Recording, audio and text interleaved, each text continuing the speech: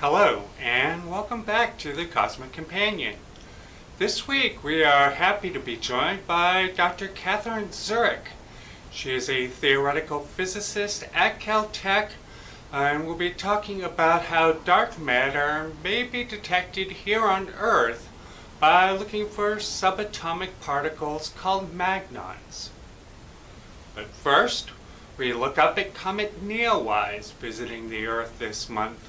And we say hello to stars from another galaxy which moved into the Milky Way billions of years ago. We hear the story of astronomers scrambling to view a short radio burst from the ancient universe before it disappeared. We examine the origins of water here on Earth and look at the closest pictures ever taken of our sun. Comet NEOWISE continues to shine in the northwestern sky for viewers in the northern hemisphere.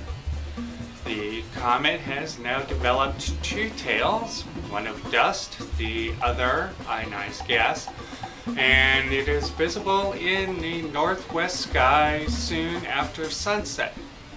The comet can be seen with the naked eye from most places away from bright city lights, but a pair of binoculars can help bring this sight a little closer to home.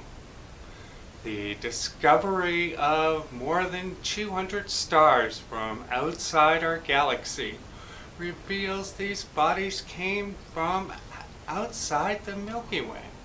Astronomers believe these Nix stars arrived in the Milky Way long ago as part of a dwarf galaxy which merged with our own family of stars long ago. The team of researchers, including Dr. Lena Nesev of Caltech and other researchers, combined data from the Gaia spacecraft with virtual simulations and deep learning techniques to uncover the unusual origin of these intergalactic interlopers. Dr. Nesev will join us on the show next week, and when we will talk in depth about this discovery. The origin of water on Earth has long been a mystery. Many researchers believe that most of the water in our oceans, lakes, and rivers was delivered from comets, essentially dirty snowballs in space. However, studies show this method would have delivered far more water to the inner planets of our solar system than what we actually see. A new study from Japan shows that heating organic material found in space to several hundred degrees Celsius releases water and oil, potentially explaining the origin of water on our world. 10 billion light years from Earth, a short gamma ray burst, a powerful, short-lived explosion took place in the early universe. The recent discovery of this eruption was reinforced by a network of telescopes which all quickly networked to study the event, which lasted for just a matter of a few hours. Astronomers believe these events may be the result of the collision of two neutron stars, but this was the first such burst to be witnessed in the early universe. The closest pictures ever taken of the Sun were just released by the Solar Orbiter team. This revolutionary spacecraft, launched in February of this year, took the images from less than 80 million kilometers or 50 million miles from the Sun. The team discovered tiny but highly energetic campfires on the Sun, millions of times smaller than solar flares. No one is certain what causes these features, but they could potentially heat the corona or the atmosphere of the sun to extreme temperatures. Today we are joined by Dr. Kathryn Zurek, theoretical physicist at Caltech, talking about ways we may detect dark matter right here on Earth.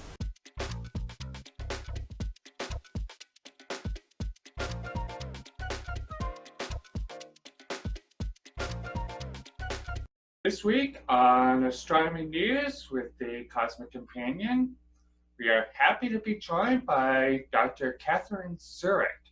She is a professor of theoretical physics at Caltech and has recently been doing some fascinating work about finding dark matter.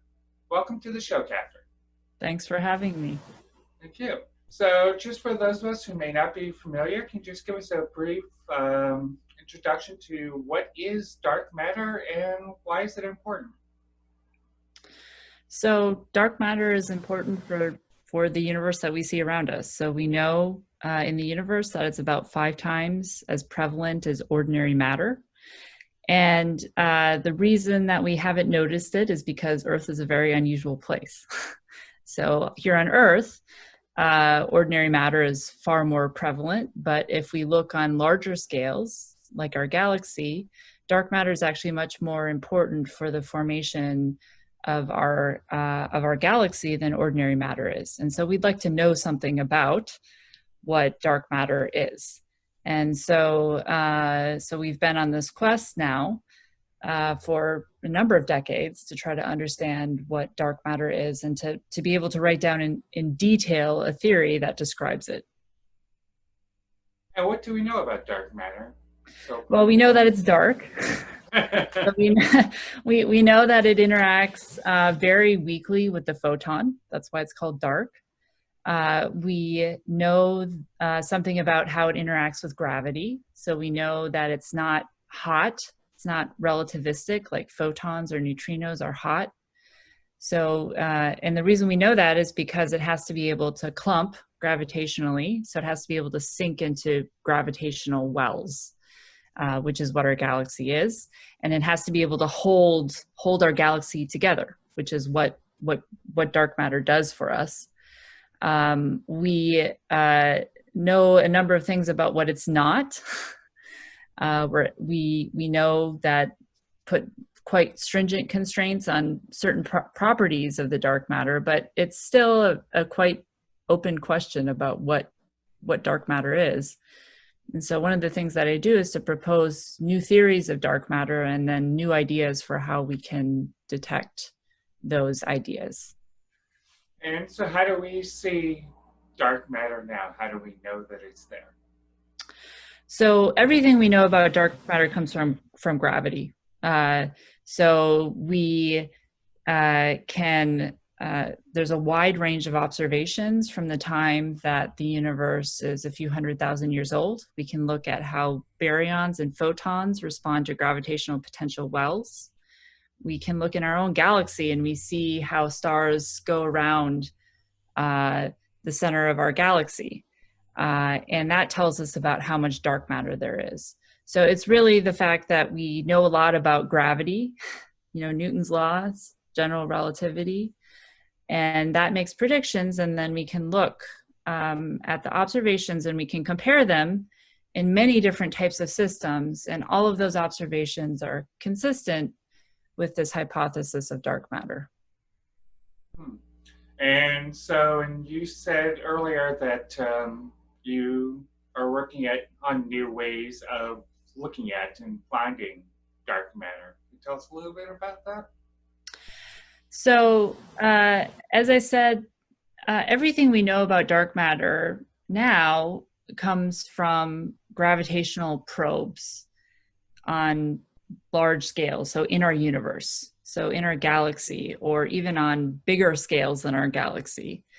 But we would like to have local information about dark matter. We'd like to be able to observe it in the lab because we're ultimately going to get a lot more information about dark matter if we can probe it with our instruments in the lab. All the information that we have about dark matter is extremely, let me say, coarse-grained. We know how much of it there is. We know how it clumps, but we don't know anything about, what it is as a particle.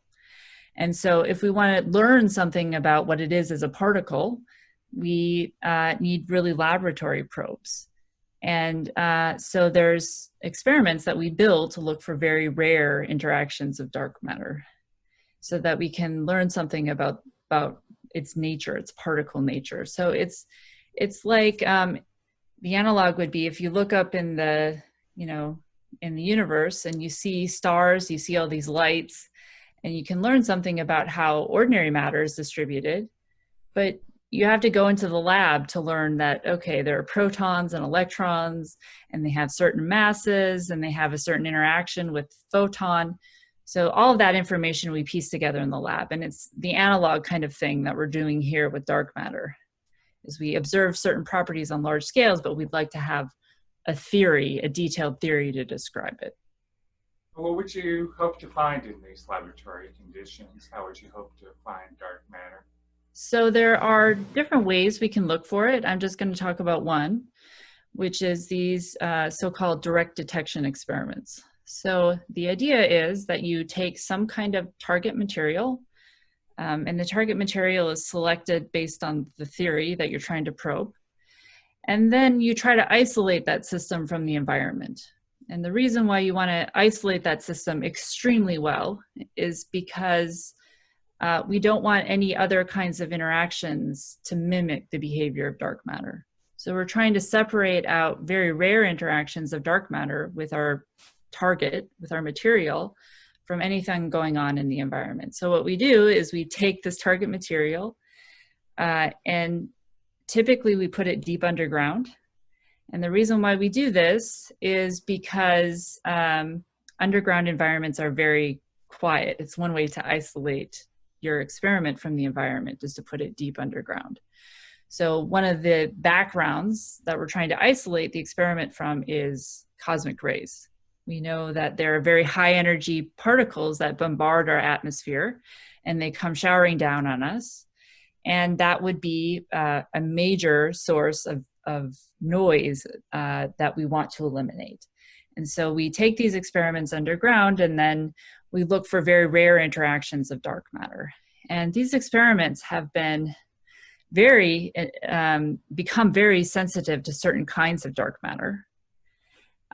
And so now what we're trying to do is to look at more exotic types of materials or targets to look for a broader range of dark matter candidates. And so I think about exotic, sometimes more exotic systems that would happen to have particularly strong interactions with dark matter. And there have been talk about that these underground detectors might be just the size of a living room tabletop. Could you talk a little bit about how those detectors work? They're even smaller than that. So the current generation of experiments that looks for dark matter, that's a few hundred times the proton mass. Those experiments are getting to be kind of ton scale. Okay, so I don't know that you call that a tabletop experiment. But the kinds of dark matter experiments that I've been thinking about, the concepts that I've been trying to invent, are looking for much lighter dark matter. So, and one of the consequences of that is that they have unique interactions that if you have sensitivity to very, very small whispers, which is to say very small amount of energy deposited in your detector, you don't need very much target material. And so what we try to do is to excite modes and materials, we call them collective excitations, from dark matter interactions. And it turns out that the amount of material that you need to be sensitive to interesting and relevant, theoretically relevant parameter space is, like a gram of material. So in that case, it's a very small amount of material, and actually most of the size of the detector is all of the readout electronics and the way that we isolate such a target material from the environment.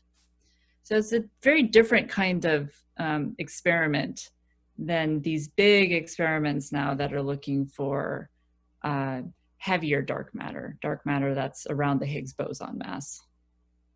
And when do you think, any idea when these little experiments, I would normally say would get off the ground, but would get under the ground? So there are experiments that are in R&D now, small amounts of target material in very shallow sites. So this often means in tunnels under physics buildings. Okay, so you just move it down underground a little bit.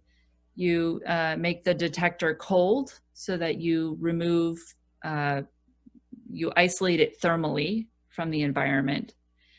And those experiments are underway in the sense that they're in prototype phases, typically very small amounts of mass for small observing times, but they're rolling. So this is going to be an ongoing process. There'll be new results that are released. They'll scale up the detector. They'll find some new background. They'll try to eliminate that background, and then this process will iterate. But the ideas now, theorists have been at work now on this for 5 or 10 years. And so the ideas are there for many new types of experiments. And now we're in the process of implementing those ideas. And that is its own adventure, because every time you build a new type of experiment, you discover new aspects of that experiment, because you have to make them extremely quiet, extremely isolated from the environment. So it's a really challenging experimental problem. But my experimental colleagues have been making an enormous amount of progress on that problem over the last several years, and I anticipate that there will be a lot more progress over the coming years. Super. Well, thank you very much for being on the show. Okay, thanks for having me. Sorry for having you.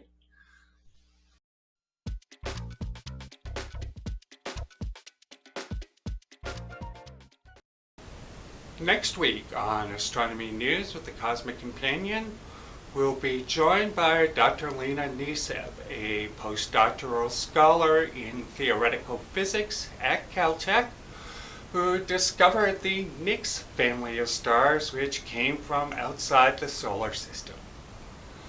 Please stay safe, stay healthy, and keep your wonder alive.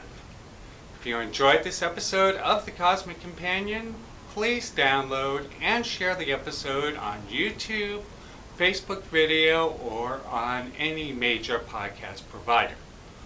For more details on space and astronomy news, please visit thecosmiccompanion.com or thecosmiccompanion.net.